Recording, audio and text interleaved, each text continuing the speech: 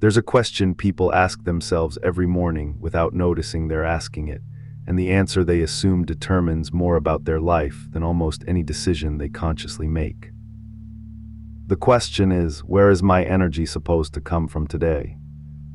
And the assumed answer, the one running silently in most lives, is from out there.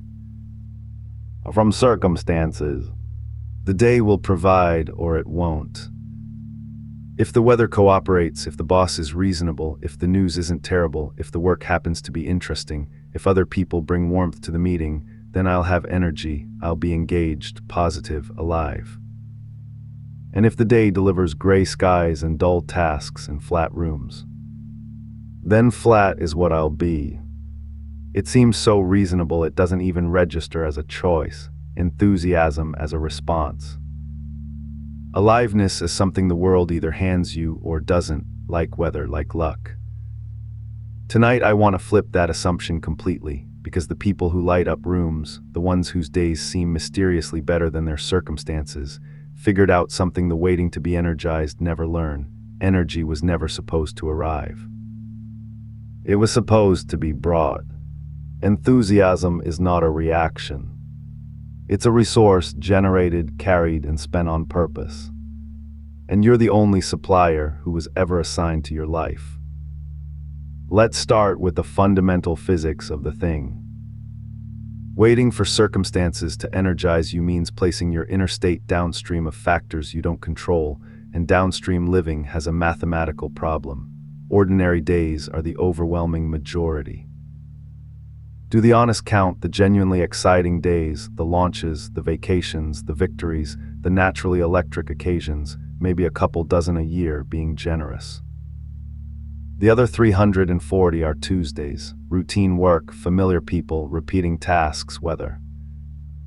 The person whose aliveness depends on the day being interesting has, by simple arithmetic, signed up to be half alive for over 90% of their existence, not because their life is bad, but because they've made vitality contingent on rarity.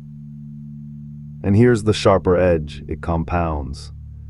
Flat energy makes every task heavier, which makes the day feel worse, which confirms there was nothing to be energized about. The downstream position generates its own evidence. Boredom, it turns out, is less often a property of situations than a property of the energy brought to them. The task was never boring or interesting by itself. Tasks are amplifiers. They return what's brought to them with interest. Want proof this is a choice and not a temperament? Watch the same job performed by two people. One checkout clerk processes items, a machine with a pulse, hours crawling. Another same store, same conveyor belt, has decided the job is actually about the humans. Learns the regulars, cracks the jokes, turns 30-second transactions into the best part of lonely people's days, and their shift flies. One teacher recites the curriculum, another, same curriculum, same pay, performs it and changes lives.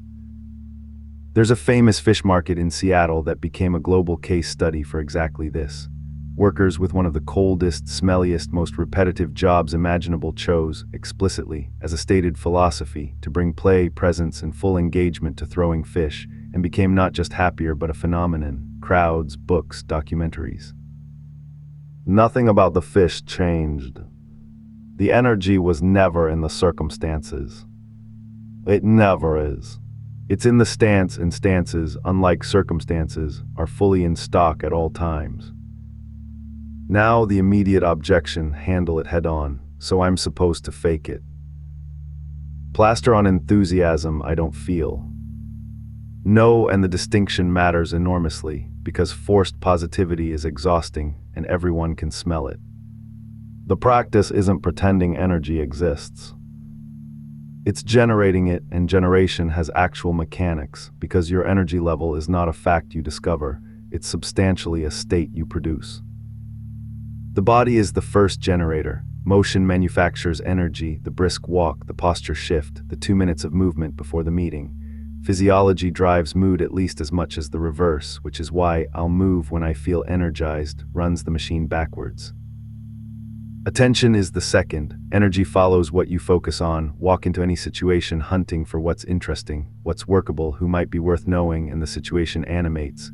Hunt for what's wrong and it deadens. Same room, different searchlight. Purpose is the third and the deepest. Connect any task, to something you actually care about, and it electrifies. The clerk connected the conveyor belt to human loneliness. The job is rarely the source of meaning, the framing is. I'm processing groceries, and I'm the best minute of some stranger's hard day, describe the same shift, and produce entirely different people by closing time. Faking is performing energy you haven't made. This is making it. The warmth is real, you just stopped waiting for the room to provide the fire. And here's where the whole thing turns social, because energy is one of the most contagious substances humans exchange.